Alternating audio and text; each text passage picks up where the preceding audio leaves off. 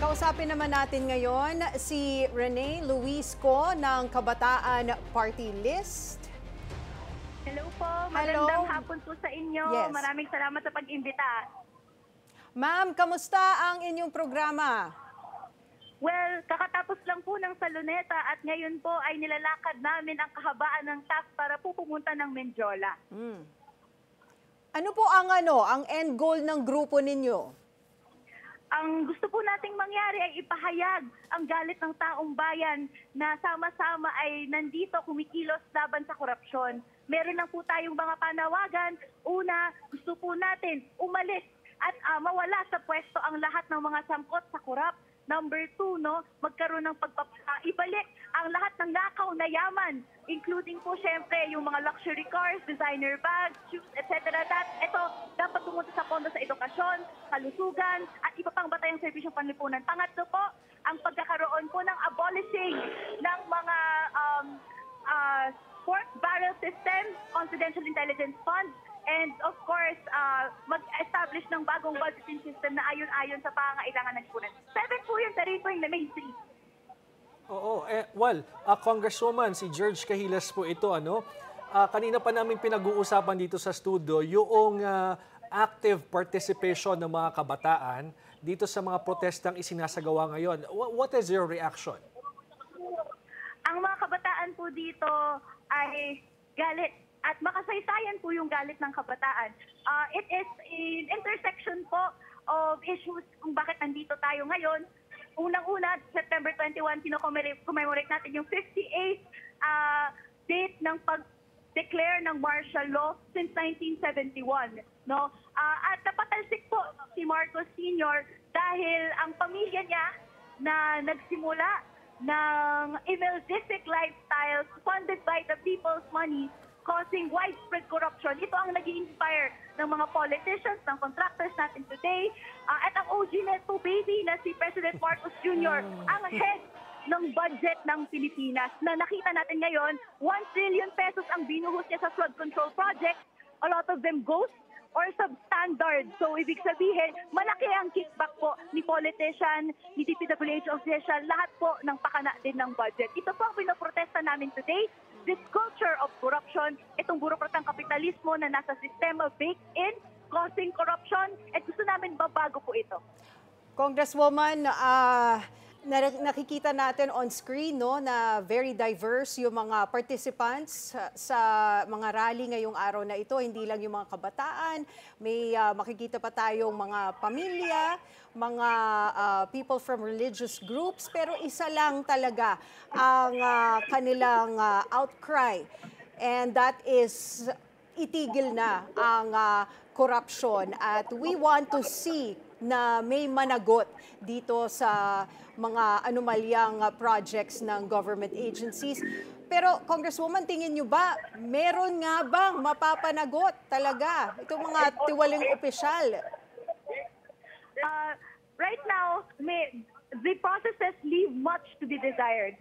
For example, nandiyan ang pagkilala natin kay President Marcos Jr. bilang Chief Architect ng mga corrupt na budget from 2023, 4, 5, and 6, kung saan nasiwalat nga natin karamihan ng mga flood control projects ay ghost and substandard.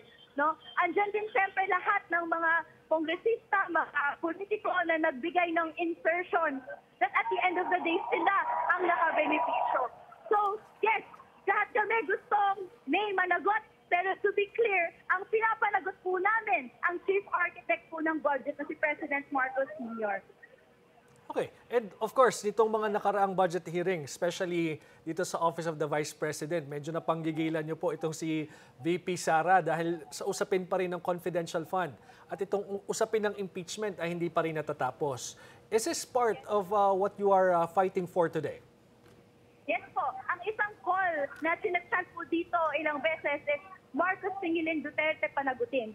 Dahil po unang-una, sa usapin ng mga anomalyang budget, nagsimula rin po kay President Rodrigo Duterte yung pagkakaroon ng unprogrammed appropriation, paglobo nito na sobrang lumobo under President Marcos Jr. And included din, of course, si Vice President Sara Duterte na hanggang ngayon ay hindi pa rin maayos na sinasagot kung ano at paano ginasta ang 125 million pesos of confidential intelligence funds in only 125 days. And no, it's also using the platform of the budget hearing para ilihis ang usapin away from accountability. Sa amin po, sa bahagi po ng Makabayan Bloc, kami po, naniniwala kami that this is not the time for parliamentary courtesy. Ito po kasi yung in-extend sa Office of the President, or even we can't handle kid gloves with Office of the Vice President, kaya po na-interrupt ako ng ilang beses. Ito po ay extraordinary circumstances, extraordinary times, warranting the most transparent processes necessary para tungkol sa budgeting. Congresswoman, ano sa tingin mo, ano ba talaga ang pwedeng gawin ng gobyerno to show the people that they are listening, that they are one with their outcry? And I'm talking about concrete actions, hindi lang yung mga flowery words na mahiya naman kayo o huwag kayong mawalan ng pag-asa. Beyond words like that, yung mga mabulaklaking salita, no? Ano ang concrete action na gusto nyong mangyari after this rally? Well, unang, siguro dalawa. At the immediate, kailangan pong mag-explain at mag-take accountability lahat po ng mga politiko na may ties to contractors and CEOs. This includes President Marcos Jr. and VP Sara Duterte na in a recent article of PCIJ ay tumanggap sila ng millions of pesos in campaign donations for 2022, which is, pag-aralan pa lang COMELEC, pero election offense po yan, no? At ikalawa, no, magkaroon ng mga commitments ng pagbabago sa sistema.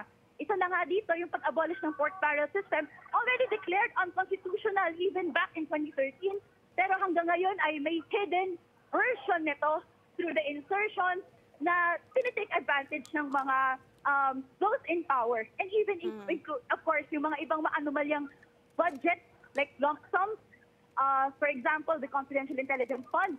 At kailangan din nating i-discuss yung unprogrammed appropriations na ang analysis natin matagal na it's a form of presidential pork. No, kailangan ng hindi malobo ito. Kailangan ilagay sa budget as alaayon. Sabi nga nung kasama nating si Pinky Webb kanina, enterprising kasi yung mga Pilipino, kaya kahit na ma-declare na unconstitutional yung ganyang klaseng mga pondo, nagagawa ng paraan para maisingit pa rin at pagkakitaan. And Congresswoman, sa tingin mo ba sa pagbabago ng leadership sa House, nakikita nyo na ba itong mga concrete steps para pigilan at siguro ayusin yung system sa level, kahit sa level man lang ng House of Representatives? Much remains to be seen, pero sa amin, hindi po namin nakikita yung pagpalit ulo bilang isang may pagbabagong dudulot. Ang makita natin ay pagpalit po ng sistema. So whoever ang ilagay natin in place until makuha natin yung clear commitments, beyond investigation, nasaan yung pagbaba ng political dynasties, nasaan yung pagbaba ng pork barrel system. Ito na po yung mga hinahanap ng taong bayan ngayon. Yung Makabayan Bloc po ba, sinusuportahan niya yung move nung bahagi naman nila Congresswoman Laila De Lima na isabatas or magkaroon ng batas na magpapalakas dito sa ICI? Kasi pinag-uusapan nga na ang ICI na itinayo ng palasyo is very prone pa rin sa politika.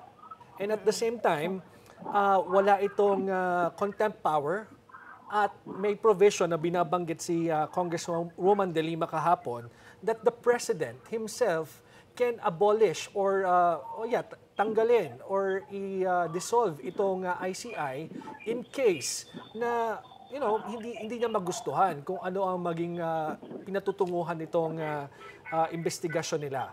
What do you say? Or what can you say about that? Do you support that i-legislate itong pagtatayo ng ICI?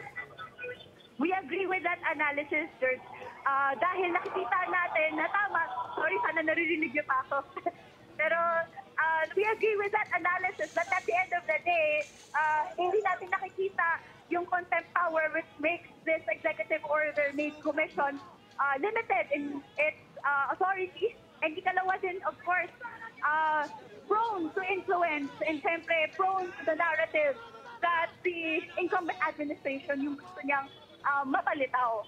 So sa amin, yung gusto lang po namin ma-ensure is hindi po tayo dedepende purely sa findings ng ICI.